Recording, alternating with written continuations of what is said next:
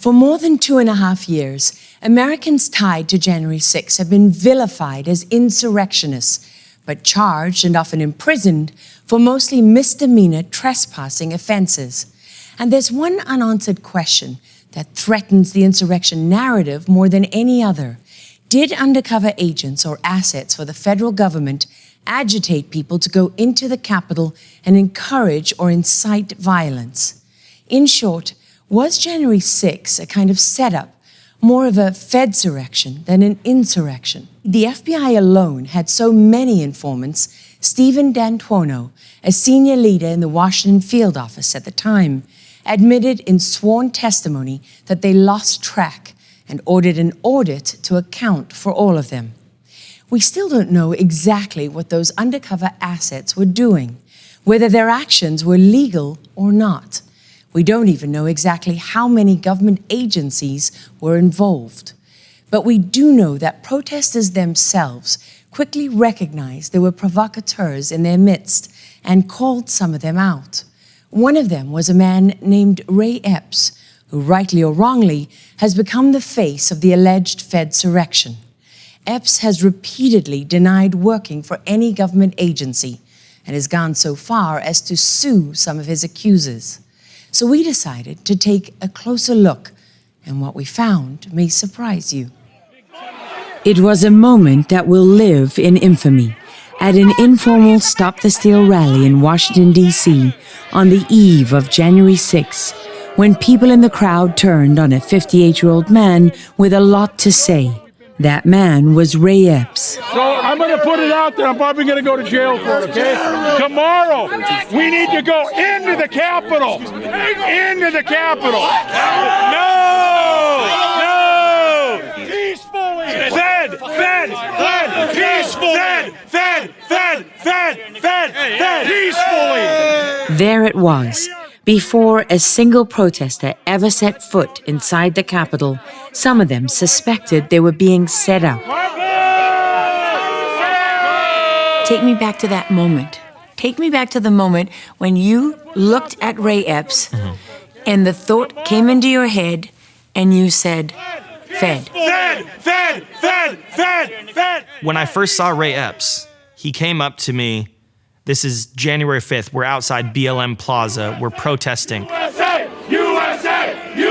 The police are protecting Antifa. And the last few years, that's been a common theme here, is that the left, BLM can burn down cities for 6 months. Antifa can attack people. The cops do nothing. And then, you do a little joke on your live stream and you're this domestic terrorist all of a sudden.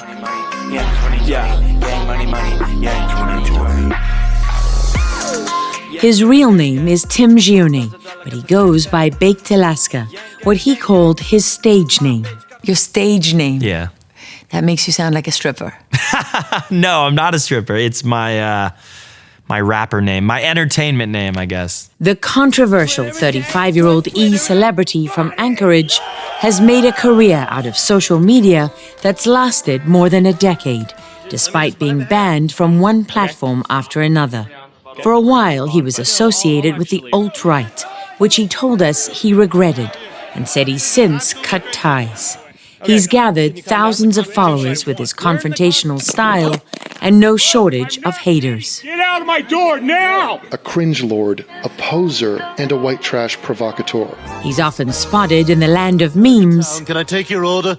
Dude, let's go! Got ketchup mixed with lettuce, cheese. And landed a shout-out from Joe Rogan himself on the world's most popular podcast. This Baked Alaska guy who's like a famous shit poster. Do you know what a shit poster is? They say like ridiculous shit in their memes and they fuck with people and they get people upset. Yeah. It's pretty funny stuff. Great, yeah. I'm so honored to live in a country where our president is shit posting on Twitter. It really makes the world a better place. It's hilarious. We are in Washington, D.C., boys! Fans across the country were watching his live stream that freezing winter night as lines of police separated the crowd of Trump supporters from a small number of Antifa agitators in a fairly tense standoff. We learned that Ray Epps talked to Baked Alaska about going into the Capitol twice, 2 conversations roughly 10 minutes apart. This is what he said happened the first time, shortly after 10:30 p.m. Ray Epps came up to me and started saying, we need to go into the Capitol. Now, I'm someone who creates funny content, and I just like to agree with everyone. And, if someone's saying something crazy, a lot of times I'll just agree, be like, yeah, because you as an interviewer understand you want to allow them to continue speaking. So the first time he says this, and I'm like, let's go, which is a phrase that I say all the time. I'm sort of just encouraging him. I'm like, that's some crazy boomer. Okay, he's saying some stuff. Here you can see it for yourself. In fact, tomorrow, I don't even like to say it because I'll be arrested. Well, let's not say it. We need to go. I'll say it. All right. We need to go in to the Capitol. Let's go! What stood out in this first exchange, the way Epps stopped and paused after he said in. We need to go in to the Capitol. Baked Alaska's reaction said it all. I didn't see that coming. He was like, don't beat that guy up, but let's go into the Capitol. And then I get weirded out, so I move to a different group. I'm like, and everyone around is like, what is this guy saying? And you're filming at this point? I'm filming live the whole time, yeah. So you're seeing this unfold in real time, and I'm just saying, let's go, all right, thank you. I'm like, I'm getting away from this creep. He's weirding me out. I'm getting weird vibes. Something's off. Right. I go to another group way far away from him. He follows me, and then he starts instructing the crowd, and that's the famous moment. He says, we need to go into the Capitol. Tomorrow, we need to go into the Capitol. Into the Capitol. Right when he said that, something clicked into my head. I was like, whoa, this is scripted. Because he said the same exact line, word for word, and that's 3 not times. Natural. It's not natural. And I've been doing this for about 10 years. I go to every single type of rally, film, and not just film clips. No, I live stream for extended periods of time. So I'm able to see, I guess, the micro dynamics of how the crowds act and respond to things, and what are natural statements. And so I was also tipped off by, why is he going around to all the groups instructing them what to do? And he kept saying, none of this matters. Tomorrow, we need to go in to the Capitol. Maybe the first time he was being silly or saying something crazy, but when he said it the third time, word for word, I knew there's a strong possibility this guy's a Fed. I started that chant, and guess what? The whole crowd joined in with me within seconds. Peacefully! Fed! Peacefully! And that wasn't planned or coordinated. That was just the Spirit moving. That was God saying, there's something up here. Like, watch out. There's something going on. And that's what I felt in my heart as a believer, truly. To be clear, because it's very difficult to prove these things. Right. Nobody is saying for certain Ray Epps is a confidential source. He, of course, denies it. Right. And his attorney denies it. He's taken legal action against people who say it. And he has many cheerleaders in the media. Yeah, the New York Times, the January 6th Commission, Liz Cheney. 60 Minutes. 60 Minutes. Once again, yes, that's my opinion. I believe he is a Fed based off my information, but I can't say 100%. Baked Alaska agreed opinion was not evidence, and we reminded him Ray Epps also denied working for the government when he testified under oath before the January 6th committee. Since his defamation attorney, Michael Teeter, the FBI, the Department of Justice, and Epps all declined to comment, we turned to first-hand original recordings from multiple sources and trawled through every frame we could find.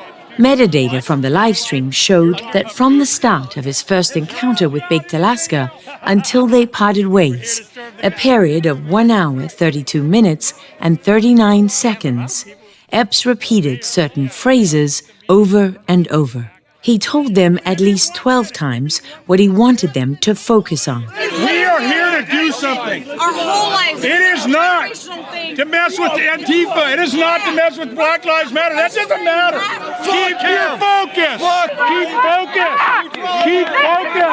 Keep your focus. You're losing focus. Don't lose focus. You're losing focus. You're losing focus. Keep the focus, guys. You're not here for this garbage. And said around 6 times, this is not why we are here. That's not what we're here for. Yes, it is. It's not what we're here for. No, we don't, but that's not why we're here. That's not why we're here. Getting off the subject, man. We're here for another reason. So many times it drew this response from Baked Alaska. You may be here for that reason, but other people might be here for other reasons. I can tell the difference between a news story and propaganda because I've been a journalist for more than 35 years. Right. And in propaganda, they repeat themselves. Right. You're making a point because you want to focus people on that. When you tell a story, you don't keep repeating yourself. Your audience isn't dumb. Yeah. And I saw this guy there and I'm thinking, first of all, who are you? Why are you doing Why is this? he directing people around? Who does that? Who gave you the authority to do that? I don't go up to the crowds and say, do this, do that. We gotta. No. The immediate reaction was concern. It's not going to happen. Okay. And Epps' insistence that Antifa and BLM don't matter It's not about them. It's not about them. seemed to pour gas on the fire for people who had endured years of antagonism from Antifa's Black Bloc. Ever since Trump's victory in 2016, his supporters had been targeted by the so-called brown shirts of the left, who'd shown up at his rallies to start fights, and more recently at Stop the Steal rallies in Washington, D.C. in December, right after the 2020 election, when the violence and intimidation escalated.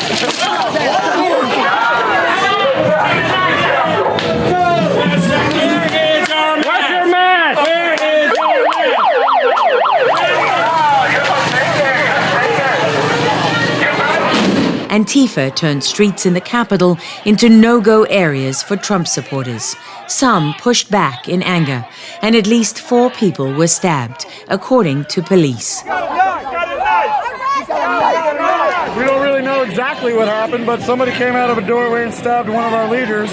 Several protesters told us that's why many came prepared for the Trump rally on January 6, swapping golf shoes and sneakers for combat boots and stab vests. When BLM and Antifa are burning down our cities and destroying our country, It doesn't matter right now. Yes, it does. That's breaking the It does Constitution. not matter right now. Epps stayed on message and later told the January 6 committee he was trying to stop violence. Congressman Adam Kinzinger credited him for that. And we did find Epps inserting himself in a number of arguments. They're going to arrest you. They're going to arrest you. Calm down. They attacked you for what? It's all good, man. For burning. But the violence seemed to be over by then, as confirmed by Baked Alaska and others who were present. Epps also told the committee he thought the Capitol would be open because it was a weekday. And although he said this twice, I don't even like to say it because I'll be arrested. So I'm going to put it out there. I'm probably going to go to jail for it, okay? he testified he did not believe he would be arrested and was trying to find some common ground. Epps did have a number of supporters in the crowd. My man, he's right. He's right. From what I've heard so far, we're not going to win. But with Baked Alaska, it got a little heated. Shut up. Get out of here. Get out of here. I'm done with you. I'm done talking to you. You're a little punk that wants to incite violence. Get out of here.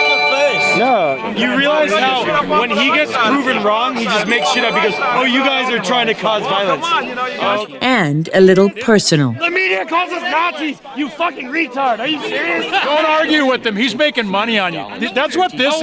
It's all about the money. It's all about the money. Baked was still convinced Epps was working an angle. No, he's definitely a plan. 100%. You're telling us to make any sort of interaction we have. This fucking guy comes in, he's like, and has some fucking thing to say. We're the only reasonable people. Then, when things were dying down, shortly before midnight, we discovered another conversation we hadn't seen or heard before.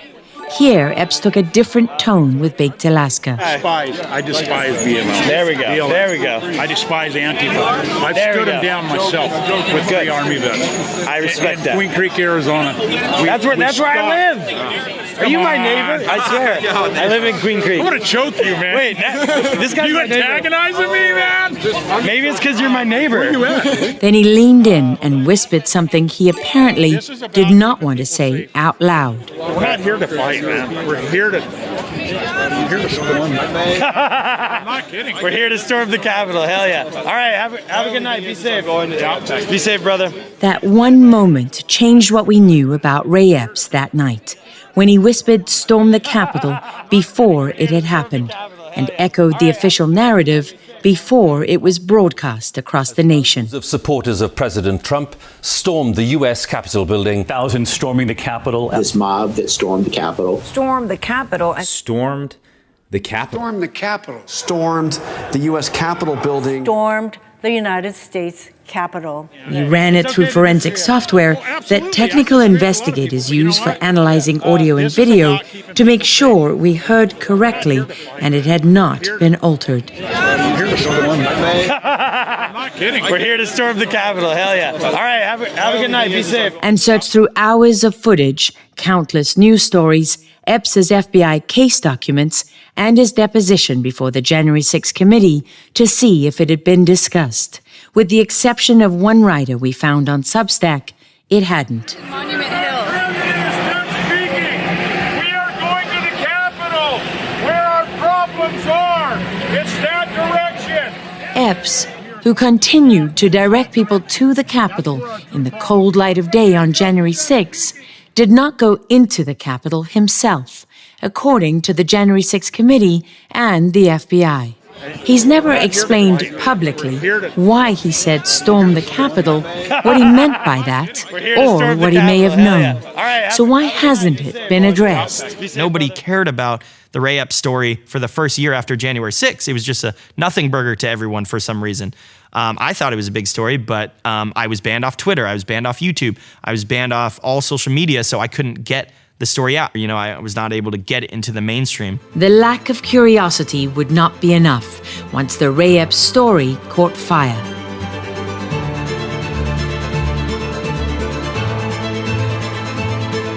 Something happened after he left Oath Keepers. Until January the 6th, what, I don't know. But those were two different people. It turned out January 5th was not the first time Ray Epps encountered Baked Alaska. We recovered live-streamed video from a rally in Phoenix, where Epps seemed to point his camera right at him and take a photo. We're looking at every angle that we can. No preconceived ideas. That's how you get to the truth.